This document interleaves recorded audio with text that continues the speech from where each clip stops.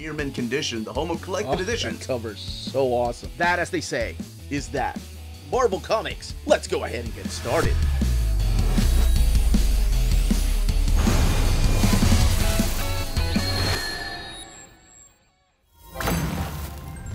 Yeehaw! We're about to have a hoedown here, all you minties. Welcome to Near Mint Condition, the home of collected editions.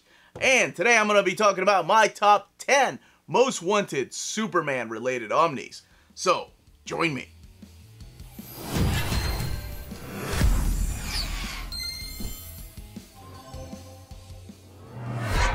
And welcome back, everybody. Now, in the past, I have done my top 20 most wanted DC omnis, my top 10 most wanted Batman omnis, and this is the very first year I wanted to do just Superman-centric omnis. So, let's see how this goes, and in the comments, let me know what you think of any of these books, or what your number 1, your number 5, or your top 10, did I say number 5? Your top 10 would be if you were to create a list of Superman-related omnis. So it's not just Superman, but Superman family or Superman friends in a way. Loopholes, right? Because I already had a top 20 and a top 10 Batman. All right, let's go ahead and start. But before I do, please don't forget to smash that like button. That goes a long way for us here on the channel. Thank you so much. And thank you to all of you that have been sharing our videos on forums and social media, Reddit. Thank you all so much. Okay, let's go ahead and start with number 10. Again, this is the countdown. Superman, Our Worlds at War Omnibus. This is a book that is really needed. And you're going to see something about the mapping that will make you scratch your head. Wait a minute, this is happening before Our Worlds at War. You're right, and there's a reason for that, because I mapped another book in here that will tie in perfectly with this. So this is a big crossover when you have this character known as Imperiex that is coming towards Earth and is going to just destroy it. And this is when not just Superman, but the entirety of our superheroes goes out there and fights against him and his army. It is by Jeff Loeb and Phil Jimenez, Joe Kelly, Joe Casey, Peter David, Todd DeZago, Mark Schultz, and of course artwork by Mike Wieringo and also Paco Medina, artists like that. And yeah, I did mention Phil Jimenez. But it's been collected in a series of 2 trade paperbacks. There was a complete fat collection that looked like it was going to be an omnibus, but it wasn't an omnibus. And I just think it was a fun series. I really dug it. And for the longest time, it was going to set the precedence of what the future of DC Comics was going to be like. So much so that after the big war, Superman was wearing his Kingdom Come est to honor those that had fallen. It was a big story, and one that surprisingly has not been collected in a big fat collection, like an omnibus format. Number 9, Superman 1 Year Later Omnibus. What exactly is this? This is the Jeff Johns, Richard Donner, Kurt Busiek, Fabian Nicieza era of Superman. And you're probably wondering, gosh, that's a lot of double dipping. We have an absolute, man. We also have the Camelot Falls hardcovers, and we have the by Kurt Busiek hardcover. Yeah. But the way that it should be mapped would be both of those series after Infinite Crisis interwoven together, because they were just so important to each other. And I feel like this is a missed opportunity that they didn't do for some reason. I get that Jeff Johns is a huge name and a huge seller, and having books separate like Last Son, yeah, sure, important. And Legion of Superheroes and Brainiac. Oh, Brainiac is a masterpiece. And then you have it in absolute format, but I feel like we need an omnibus. I mean, they could do a Jeff Johns omnibus, but if you call it 1 year later, we could have all of it together in one big happy book. At least that's the way that I see it, but everybody's a little bit different, right? Like, some people don't want any Kurt Busiek in their Jeff Johns book, or some people don't want any Jeff Johns in their Kurt Busiek book, and I get it. But I feel like this is an important era that it makes it better to be read all together, to read that experience at once. You know, when Superman got his powers back after Infinite Crisis, after being gone for a year, and also the experience that he's having with this new kid from Krypton and what it means. And oh man, it's such a good era. And hopefully one day, who knows, it'll be collected in this format. Number 8, this is more for me. Of course, this is all my list, but Superboy, the Connor Kent era of uh, Superboy. So we do have a new Connor Kent, and we have a new Superboy, Jonathan Kent. I love that character ever since the Superboy or the Super Sons series. But this is a different character. This was my era of Superboy. A lot different than the pre-Crisis on Infinite Earths era. This is the 90s Superboy, Connor Kent, that had the little leather jacket that was a complete badass, but really wasn't. And in here, you do have a lot of work by Carl Kessel and Tom Grumet, Doug Hazelwood, and Humberto Ramos doing some of the stuff in here. This was a lot of fun. It was a new character, and it is my Superboy. Growing up, very much the same way that I felt about Robin growing up. I feel like this Superboy was equally just as important to me because he was a teenager when I was going through those teenage years, and I feel like those characters really stick with you. This is after, of course, the events of death of Superman, and this is past the reign of Superman when all these characters like Steel and Superboy ended up getting their own ongoing series. Coming in at number 7 is a very underrated series, and that is New Superman. I rolled my eyes at the idea of this, and you may not even know what this is. So during the New 52 era, or I'm sorry, during the Rebirth era, they were trying out new series, and one of the new series they had was this character named New Superman. He's the Superman of China. His name is Kong Kenan, and this is all written by Jean Luen Yang, and it's weird. You go into comics thinking one thing, right? Like, I was like rolling my eyes. I'm like, do we need another Superman? We've already got Connor. We've got Jonathan. We've got Supergirl. We've got all these other super characters. But it's written so damn well that I just fell in love with it. It's got artwork in here by Victor Bogdanovic, who went on to do Wolverine when Benjamin Percy was writing that book, and artwork in here by Billy Tan. And again, it's mainly the characters that I fell in love with in the supporting cast, like his family. I didn't expect it to like it. It did get canceled, unfortunately, but then a lot of the loose ends were wrapped up in that New Superman in the Justice League of China book. And very underrated. Again, only available in trade paperbacks. There was never like a deluxe hardcover of it. And then that Justice League book does have like the Justice League of China, like Batman, Wonder Woman, and I think it was The Flash. But yeah, absolutely very underrated book. Like, everybody should go and check it out if you haven't had a chance to read it. Coming in at number 6, Supergirl, the Girl of Steel Omnibus. We are getting a Supergirl Omnibus from the modern era, but I feel like we need the beginning of Supergirl by Jeff Loeb and, of course, his co-creator, Michael Turner. And it's got beautiful artwork by, again, Michael Turner, created by Jeff Loeb. Now, this is a different era of Supergirl. It's not the same Supergirl that was written by Peter David, or the Supergirl that was before Crisis on Infinite Earths.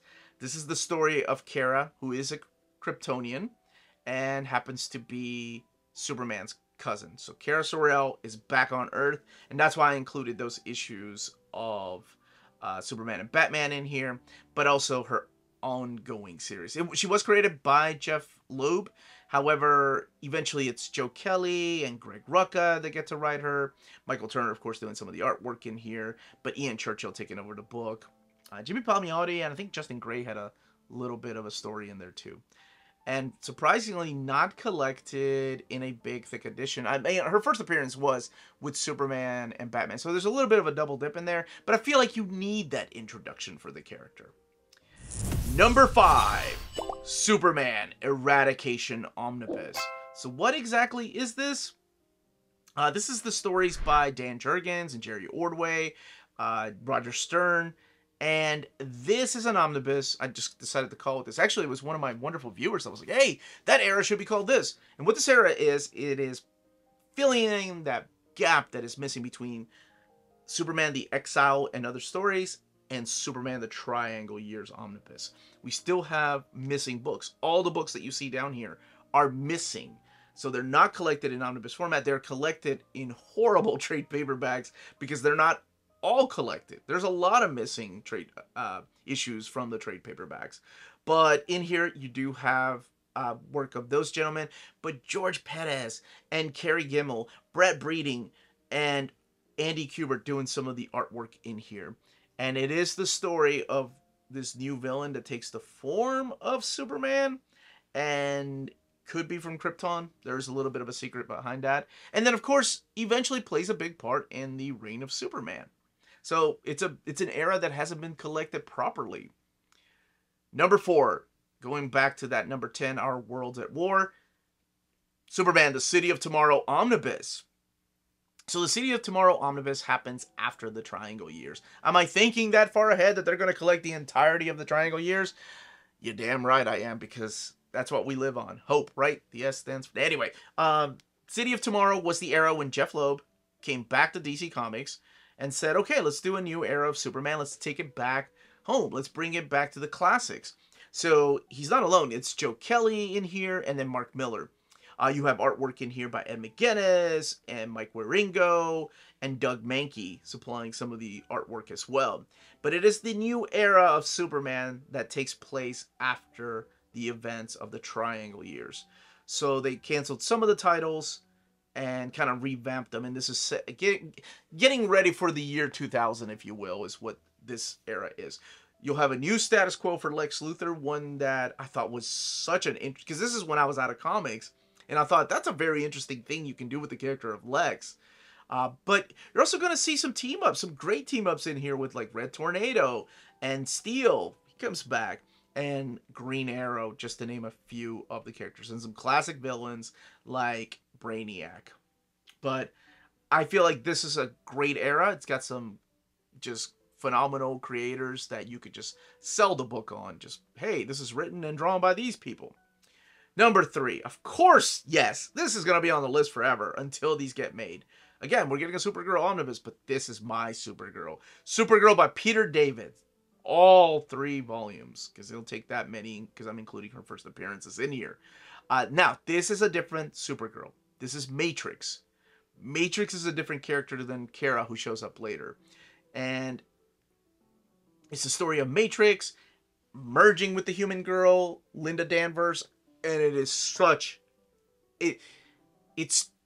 For some reason, it's just too good. It's one of those stories that's like, how is it that good with that silly of a concept? Just a girl that's trying to be a regular teenager and having the hardest time balancing that life with being a superhero. Now, it does go in different spiritual ways in here. So much so that even when Peter David really didn't get to finish his series the way that he wanted to, it was prematurely canceled, I think. But anyway, he did get to write Fallen Angel, but that's over at IDW now. But in here, you are going to find the work of Gary Frank and Ed Bennis doing some of the artwork in here as well. But, oh man, I need people to fall in love with Matrix and Linda just to see what I've been talking about for years, because there's people that don't even know who this character is or what the difference between this Supergirl is and the Jeff Loeb Supergirl that comes later. Number 2, loopholes, baby. Superman and the Justice League. That's right.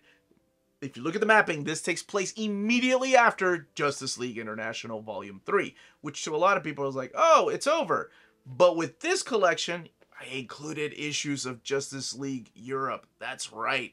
And all of it collected in here when Superman took over the Justice League. It is with Dan Jurgens, of course, writing these particular stories. You have Rick Burchett doing some of the artwork in here. But a lot of this leading directly into the death of Superman. And this is when the Justice League was being led by him. And it's not your regular Justice League members. I mean, you still have, the characters like Booster Gold and Blue Beetle, but you've got like Bloodwing in there and Guy Gardner, Ice. It's characters like that. And yes, completely taking us all the way up until we end up losing the Man of Steel. But, there's some other stories they can collect later after that. Wonder Woman and the Justice League. But anyway, that is my loophole for now. But yes, mapped immediately after Justice League International, Volume 3. Now, if you've been watching my channel for a while, you already know what number 1 is. And it will be here until it gets made, and that is Superman the Man of Steel Omnibus Volumes 1 and 2. Seems like DC really knows what we want. Or, most of us. There I go again saying we, like I speak for everybody. Most of us want. How about this? What I want. We got Superman, The Exile and Other Stories. We got the Death and Return of Superman. Now we're getting the Triangle Years. But this is the era that kicks it off. It's like they're doing things backwards just because they know. And they have a gap filler there, and that's where the Eradication Omnibus would come into play. This is the John Byrne era, the relaunch of Superman with a brand new title, with the miniseries, The Man of Steel, and also collecting the issues of Superman, the World of. So you have World of Krypton that was not collected anywhere, the World of Smallville, and the World of Metropolis. I think there is a trade paperback of that, but it wasn't part of the Man of Steel hardcovers.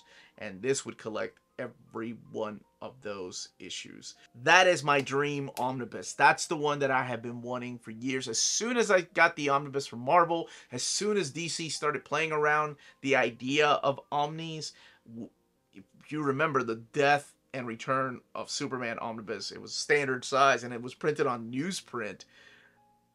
That was weird, man. Yeah, this is the one that I've been wanting. It was my #1 DC Omnibus. Over Cape Crusader, over Batman Year One, over everything. This has been my #1 most wanted DC Omnis. From day one, from getting that first DC Omnibus, before they even had a template. Now they got it down. They got the formula right. But this is the one that I've wanted. Now, if and when these books ever get announced and made, check out our sponsors to get the books. If you're in Europe and you're interested in buying these books, definitely check out Walt's Comic Shop in Berlin, Germany. They have the cheapest pre-order prices, flat shipping rate of €12 for all EU countries, emails answered within 24 hours, waltscomicshop.com, and you can use the code nearmintcondition at checkout and get free shipping for all EU countries with your first order over €40. That's Walt's Comic Shop, your reliable source for omnis and premium collected editions in Europe. Ding! CheapGraphicNovels.com, your online home for graphic novels and collected editions up to 50% off cover price. They have excellent shipping and prompt and helpful service. Check out their bargain deals for up to 90% off cover price. And don't forget that CGN also takes pre-orders. That way you don't miss out on the hottest releases. And they are currently running a special promotion for you Minties. If you're a first-time customer, after receiving your order confirmation email, reply back to that email and let them know Near Mint Condition sent you their way. They will then apply a free shipping promotional credit to your next order in the US. Cheap Graphic Novels, your source for the hottest books with the kind of deep discount, quality shipping, and customer service that will keep you coming back for more. And that was my top 10 most wanted Superman Omnis. Let me know in the comments down below what your top 1, top 5, top 10 would be. Which books out of this list piqued your interest? Which ones you're like, oh my gosh, how has that not been made? Which ones are you like, oh my gosh, what is wrong with you? Why'd you even fill up a slot with that ridiculous book? Doesn't matter. Everybody's entitled to their opinion. But that is it, everybody. Thank you so much for watching. Check us out on Patreon and Spreadshirt. Amazing ways to support the channel. In the link, or the links are in the description of the video. Stay healthy and safe out there. And let me know what other lists you want to see from me. You want to see my top 10 most wanted DC Absolute Editions? I'd love to do that. Stay healthy and safe out there. Much love.